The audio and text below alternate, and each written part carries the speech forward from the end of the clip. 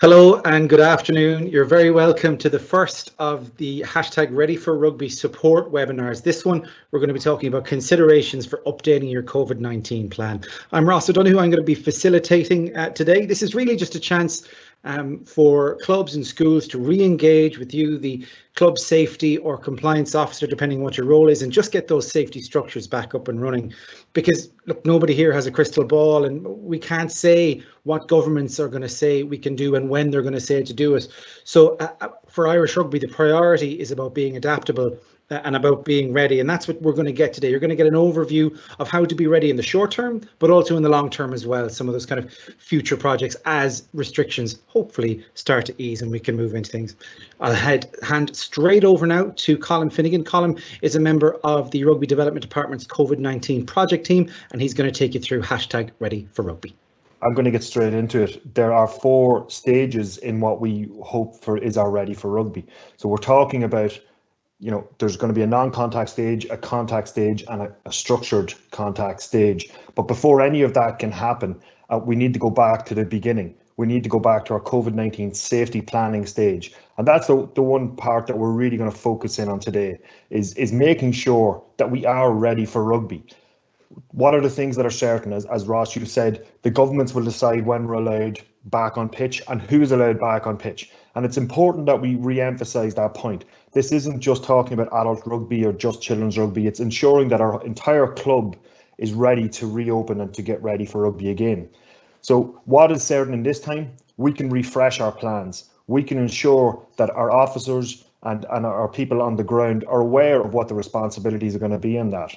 I'm going to speak very briefly and then we're going to hand over to our experts for the day. But I think it's important that everything we will do during Ready for Rugby will be on an opt-in basis. So it's all about playing to the level of involvement that you want to do. So what are you comfortable playing with? So is that touch tag building up into contact rugby?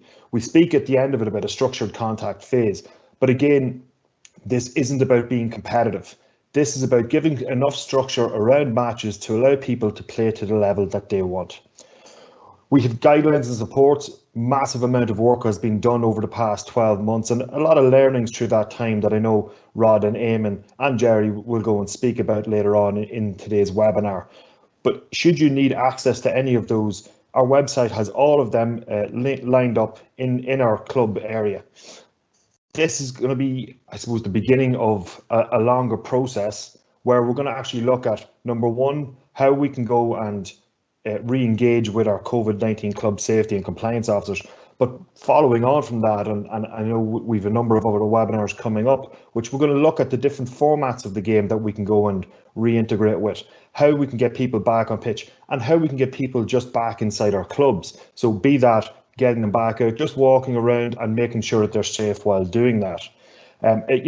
You would have heard of our Level Up series as well. And you can see a lot of the clubs now taking that on and developing it themselves and reutilizing that and using that as a jumping off point. You can see Skerry's rugby club there, doing some great stuff on a weekly basis with that Level Up process. And everything is there to go and help assist the club, the player, the coach, the volunteer to get back in a safe way and to go and develop their rugby whenever they can.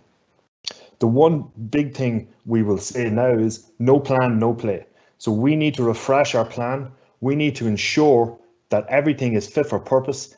And that's why we're talking about considerations for updating that COVID safety plan. Eamon and Rod and Jerry will speak of some of the learnings that we've had over the past time. What I will leave you with is what can we do better? Our challenge as we return back and get back on pitch in our clubs, to get back in our communities, is what can we do better than the first time?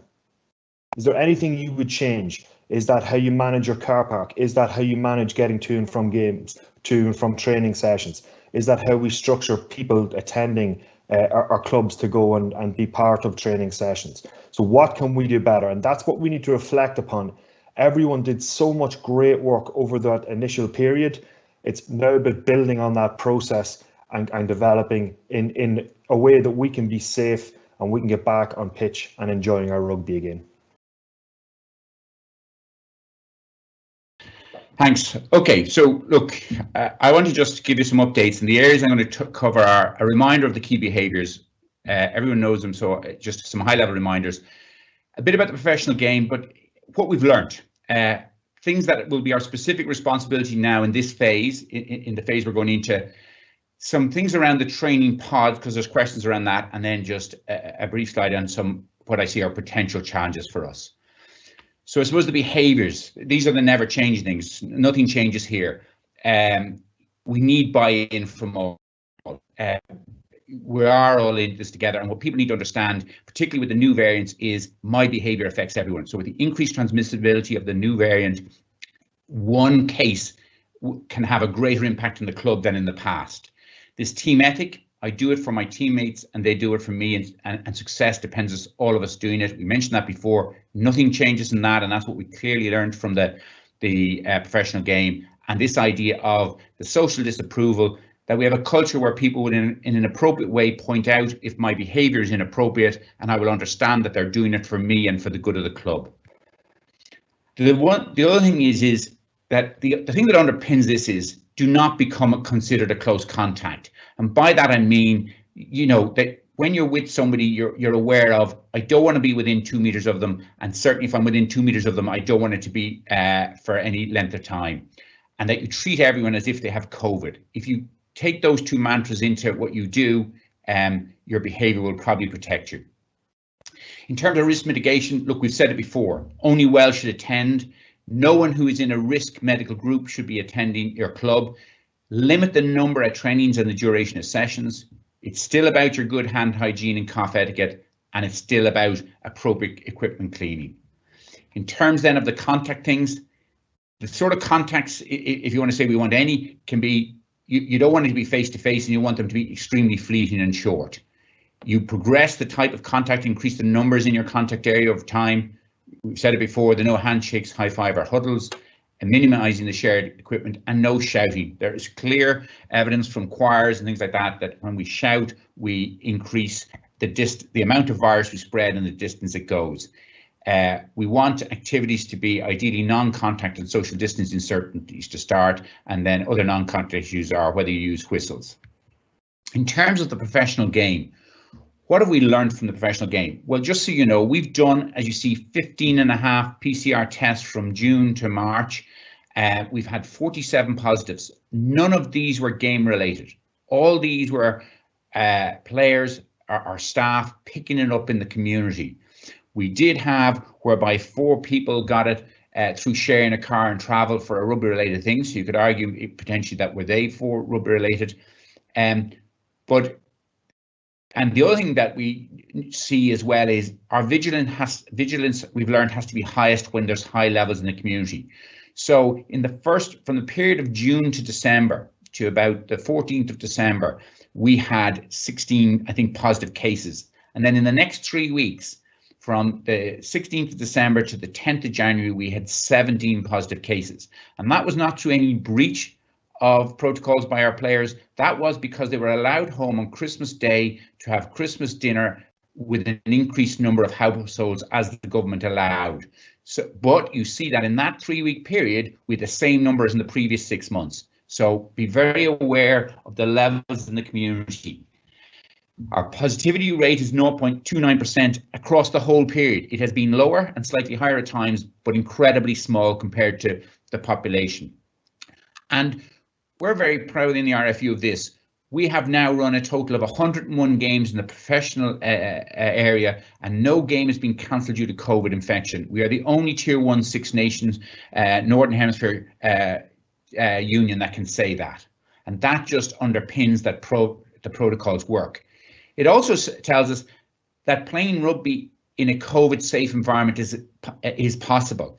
And this is not as far removed from your club as you think. All our players go home. All our players live at home, just like your players. So if you've good behaviours at home and good behaviours in your club, you can produce a safe environment. So it is achievable. So what have we learned in these things? We've learned that certain things are not negotiable, that if you do not have buy-in from all, and that it is for all the time. If we drop our guard at all, we will have a problem. That's what we've learned in the professional game. The other thing we've learned is that the risk groups are the coaches and younger players. Yes, our coaches are the risk group. They have been. We need to be careful. Coaches seem to think at times that they're above these things, that this is for everyone else to do, but I don't need to wear my mask like everyone else. And look, we can have indoor meetings and things like that. So there's a message for all the coaches who actually should be setting the standard. There's a challenge for them.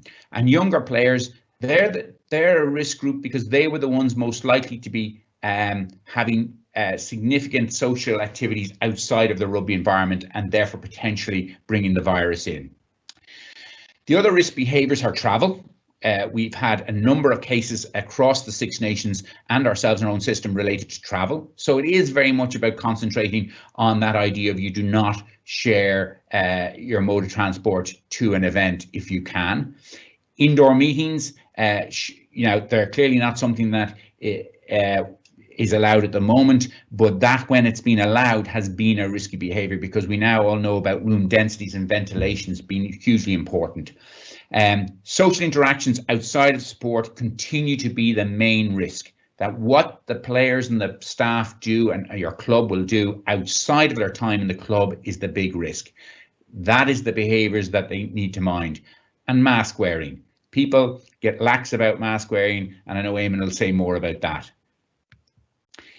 And all this becomes of increased significance with the new variant and the increased transmissibility because, shall we say, lapses that you would have gotten away with in the past, you're less likely to get away with. And we've seen that within the professional game with both the French and the Fijian squads having significant outbreaks. I think the Fijians had by the end of it about 30-something people who got infected. So what is our responsibility now specifically? What have we learned from the past that then feeds into our responsibility?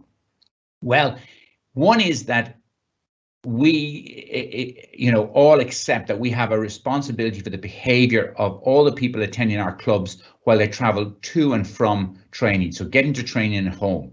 And you saw in the last time when we were allowed to play sports that this became a very public thing when the behaviour of teams celebrating victories, getting to and from clubs led to outbreaks. So this is an area we need to be responsible for, that we need to say to our attendees, our players and our staff turning up that your behaviour on your way here and on your way home is something we'll be keeping an eye on and if necessary taking action on. The other thing we need to do is to monitor what's happening because of the expert group, government expert group that I sit on. We need information that can help influence, that can help all of us influence the opening up. So when we're able to say we have had 1,000 training sessions involving 10,000 people with no cases of COVID associated with them, that is hugely important information that we are able to pass on. If we're not collecting that information, we have nothing to say to show that our sport is safe. And we'll come back to you about the best process to try and help you collect that data in the easiest way. In terms of then the training pod, so there's this idea of the pod, and so people understand what we're talking about here. By pod, we mean a self-contained unit. So this is a unit that does what it says in the can there, self-contained. Everything sits within that pod. So you need to understand why you're producing a pod and what is its function. So the first thing you're trying to do is to limit interactions. And that is to contain any potential virus outbreak. So that if you had somebody who came to your club with the virus, that if done well, the only people that would potentially be affected are that pod. So it's to limit it. So for that reason, you want the same people from week to week in a pod.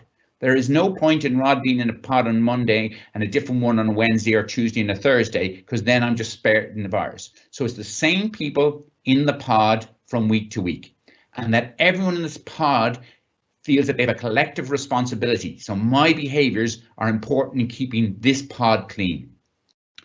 The other thing that the pod idea does, it protects others. It protects the other groups, the other pods. And that is achieved by having no interaction between pods, be that mixing of members or other things. And how you separate pods is two things broadly, is social distance, and time spacing. And I'll come to the spacing in a minute, but the time spacing is clearly if I'm in a pod that trains on a Monday and somebody else is in a pod that trains on a Tuesday and we never overlap, by time spaciness, we have separated the pods. When you are creating a pod, there are certain things you should consider in terms of who would be in a given pod. So it would make sense to put household members together. So if you have 2 or 3 people from the same household, assuming they're the same age, it makes sense that you would put them in the same pod. Friends are school groups. So if I'm in a group at school and those people are coming to this training session, it would make sense that I'm not mixing with a different group totally from my school group. There would be some difference, I would assume. And friends, remember, most people want to play their activity to be with their friends. So we need to keep that in mind. Travel groups, clearly, if I've said that you'd ideally would travel on your own, but if there are certain people traveling to training together, then it would make sense they're in the same pod. And I've put purposefully here sorry, that should be my counting there going a bit wrong, 1, 2, 3, 3. It should be 1, 2, 3, 4, obviously, is performance issues. So, you know, do you create a pod around a unit, a forwards unit, around a team, all one team in a pod, or, you know, people's role within a function? Do you want all your front rows in a pod? But there's sort of considerations of how you might create your pod. A very common question asked is, how much space do you give a pod?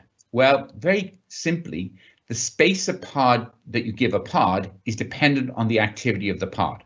So if you take each of these circles, and if you see each of these solid circles as a pod, on the left-hand side as you look, you have the pods in which they have an activity in which they're running across the pitch and involves things that take off the full width of the pitch.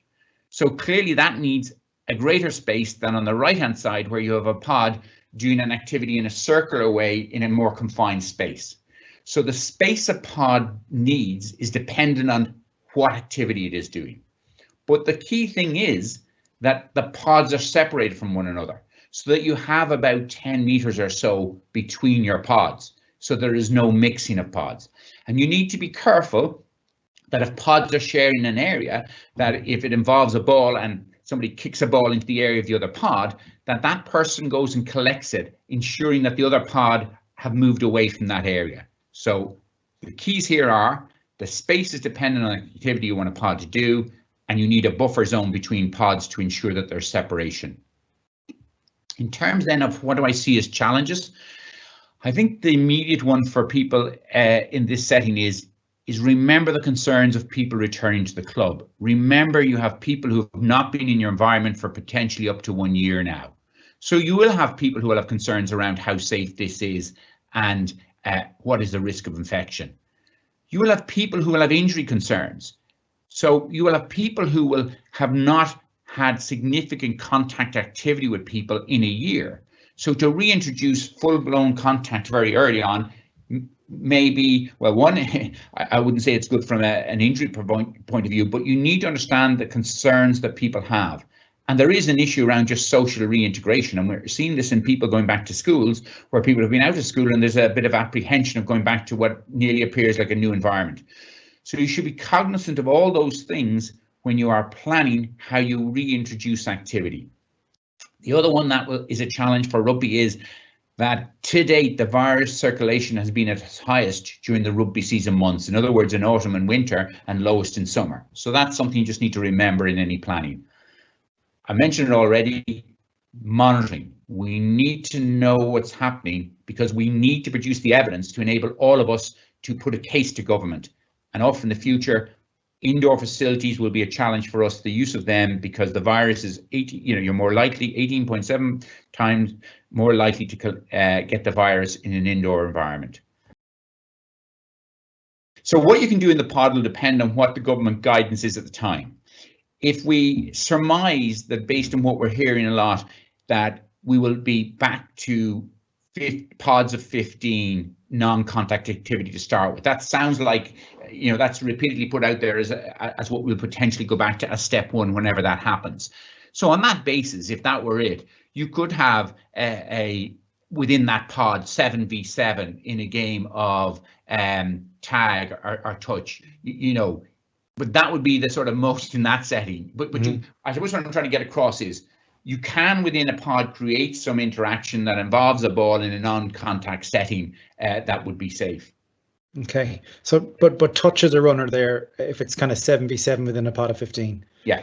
Okay, the other part of this is how those pods are managed, on a week to week or gradual basis. And, you have some in the case of minis where maybe they're only meeting every Saturday. So it's kind of one pod per week, or another scenario where, somebody can train on a Tuesday, but they might have grinds on a Thursday, and how one kind of keeps the numbers of 15 within a group. And my question here is around, you mentioned there, it's not safe or responsible, to be changing pods from a Tuesday to a Thursday. But but on a reasonable level, how could we manage the migration of people between pods? Okay, so there's two parts to that question at least. One is that when greater numbers are allowed train as a group together, it makes sense to amalgamate pods. So say they said you can now have 30 training together.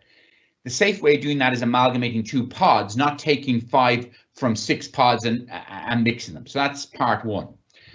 Yes, I accept there may come a time when after a couple of weeks you want to do some movement within pods. So you want to put somebody different into a pod and take somebody out of a pod.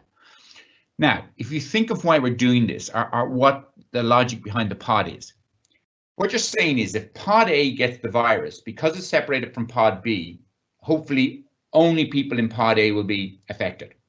So when you want to take somebody from pod A, you want to be reasonably happy before you put them in pod B that they are virus free. And I say reasonably, nothing in life is 100%. So on that basis, it makes sense that if you wanted to move me from pod A to pod B, I would train with pod A on a Thursday and not train again till the following Thursday, and then I join pod B. So there's been a week between the two, and that is a week in which we may have some confidence that I don't have the virus, and I say some confidence. But during that week, what I would have to do is do 2 things: be checking each day my symptom questionnaire so that I don't get symptoms, and if I were to get symptoms or new symptoms at any time during that week, I couldn't join the new pod. So if I were to get a sore throat 2 days into it, well, then I can't join. But assuming I develop no symptom over that week, and that my mixing at home had been with no risk person, that I had limited and managed well my behaviours, do all the government level 5 guidelines, and had not had any contact with COVID and had a limited number of contacts, then that's a reasonable way of doing it. All these things are a risk, but that's trying to do it in a somewhat safe and practical way. If you wanted to do it ideally, it would be 14 days, but we need to marry the 2. Thank you, Rod. One last very quick one, and this is just around the mask wearing for coaches. Yeah, I mean, look, there's nothing, I'm not breaking any confidentiality here. It's been all over the news. We've had issues with head coaches not wearing masks across the 6 nations in stadia, and some of them have been fined for that. It's a real thing. There's nobody, be it a coach, be it me as the medic, there's none of us that are above these protocols. They apply to everyone. The virus doesn't come along and say, oh, Roger, a doctor, will skip you. This behavior is for everyone. That's why I said this needs to be buy-in of all. If you have one person within your system who is flouting the behaviors all the time, they are a risk to your whole club. So I suppose what have we done to date in our documents? Well, we've all carried out kind of risk assessments, prepared club safety plans in relation to COVID, and reconfigured the way we did things, particularly kind of in light of what Rod was saying there. And we've all kind of adapted to that. And I suppose it's always good to just look back and say, well, why were we doing all this? And we're doing it with kind of 3 objectives that we kind of had that time, and I suppose which we still have. These are the things that haven't moved. One of them is we want to provide a safe environment. We want to try and ensure the enjoyability of the experience, bearing in mind the constraints and that we work in now, and we want to obviously limit and reduce the spread of the virus, and that's really what we're about all the time in relation to that.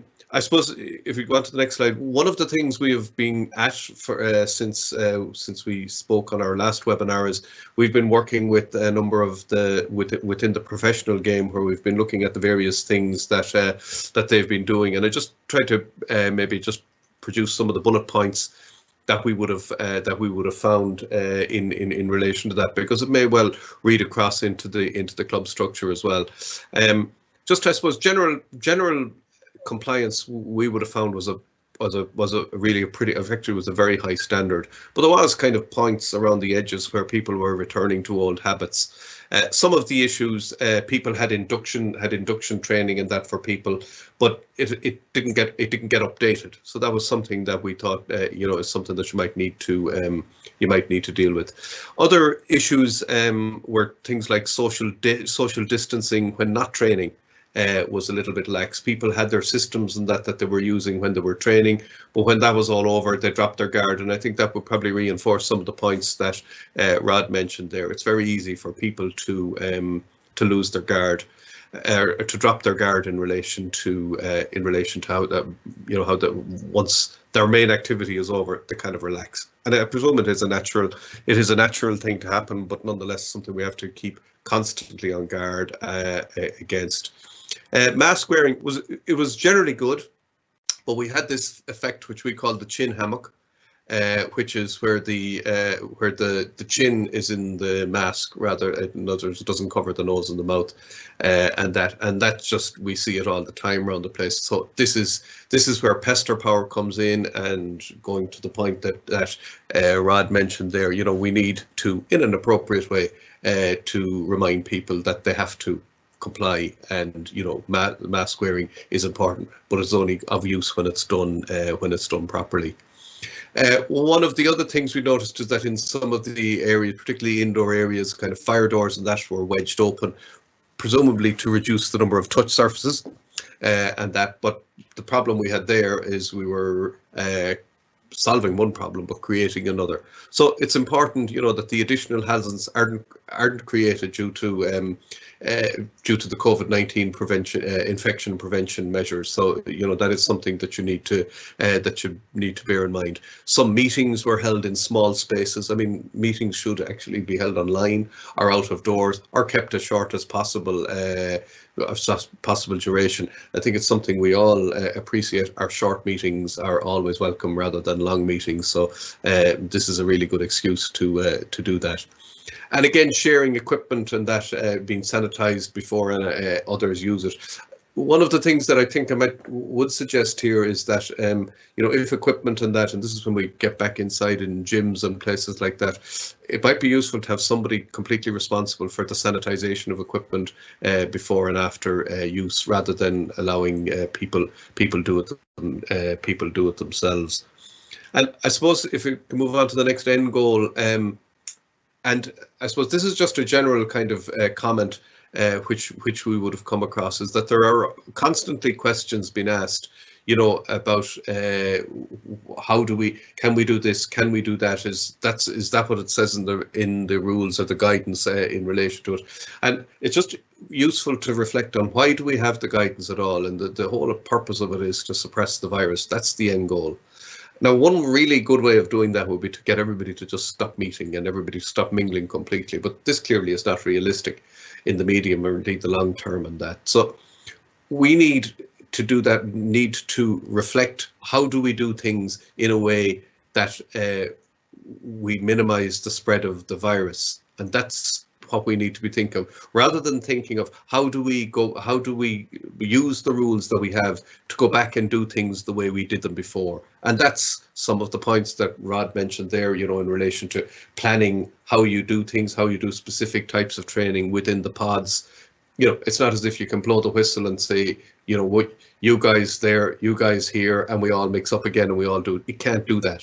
It has to be, there has to be more consideration given to planning and the scheduling and how all of these things can how these things can measure, can work together.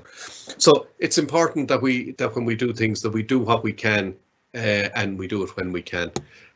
Just in relation to, I suppose, what's next for you. I suppose one of the things you should do is review and update your risk assessment and safety plan.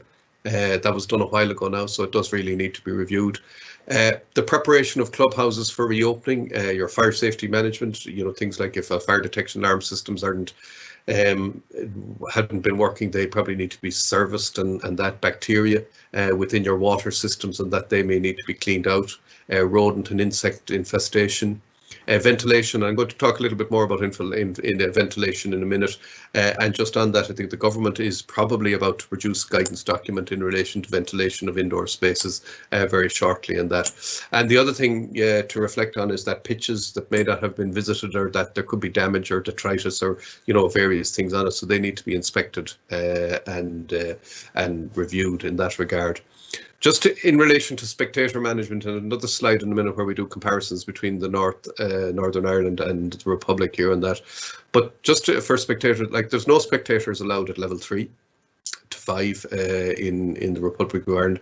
At levels 1, it's 200 outdoors, 100 indoors, and for venues with the capacity of 5,000 or more, it's 500. Level 2, it's 100 outdoors and 50 indoors, with 200 for venues with the capacity of 5,000. There's also documents that have been prepared for government in relation to the reopening of the larger stadia and that but they're very specific documents that have been opened. If we could just talk a minute about ventilation, or just for indoor ventilation, fresh air is the most important thing, the most effective way to ensure ventilation. And COVID-19, it spreads via one of the mechanisms of spread is via droplets that are generated by infected people sneezing, coughing, and shouting, singing, and speaking, and that. And I think that's one of the points Rod mentioned there about shouting and that. The droplets kind of can travel for, and this has been kind of modelled in that, for a distance of about 1.5 meters. So hence we have the 2 meters social distancing. But there is this very, very small droplets, about 100 times smaller than the actual droplet size, for aerosols, and they can linger in the air and for a period that we don't know. And that's why ventilation becomes important. And one of the things you might consider if you have people is the idea of bringing in CO2 monitors that monitor the level of CO2. And generally speaking, if you have high levels of CO2 in the atmosphere, you generally have poor ventilation. And that's why ventilation does play such an important part in the dispersing of alcohols. There's a little diagram there on that, and you can see kind of the various parts of this that that by reducing singing and sneezing barriers, face masks is a barrier to droplets, and cleaning of hands, and that is a barrier to touching surfaces and that. Just in relation to the return of spectators, which is the next slide there, I suppose one of the things, this really does need to be carefully managed. On the right hand side there, I have a table which shows, interestingly enough, in the Republic we go levels 1 to 5 in one direction, and in Northern Ireland they go levels 1 to 5 going in the opposite directions, and that. But it is important that and there are slight differences in it. But it is important that we, the spectators need to be carefully managed. We need to limit the numbers, and particularly the physical distance, and this should be maintained throughout. And even things like having marks on the ground to make sure people only stand there, and limit the numbers in line with the prescribed capacities, which we've shown there on the slide. Have a mechanism in place to manage numbers and to gather the contact tracing details for people who have come, so that we know who's been there. And ensure spectators comply with the public health measures. Again, that they have, when we're asking people to keep clean their hands and sanitize their hands, that they have actually hand sanitizer available to them. That people can keep their distance, and that people, are encouraged to compliance. So in other words, we've very good signage and that around the place, around the grounds, to confirm to people that these are the things you need to do. And I think by having the signage and that throughout the ground, it actually reinforces the message and that for people. And also indeed the kind of the idea of enhanced cleaning mechanisms in place for spectator areas, and that would obviously be, when spectators are there, they may need access to the toilets and that, but it is very important that they're clean, that there's soap, that there's hand sanitizers, that there's towels, and all of these things are there, and that you have before people come to the ground at all, there are inspections where all of these facilities, that it's confirmed they're in place, and that it's recorded that they're also in place. So when spectators come back, it's very important that we reflect on that and that we manage that using the points there that we mentioned.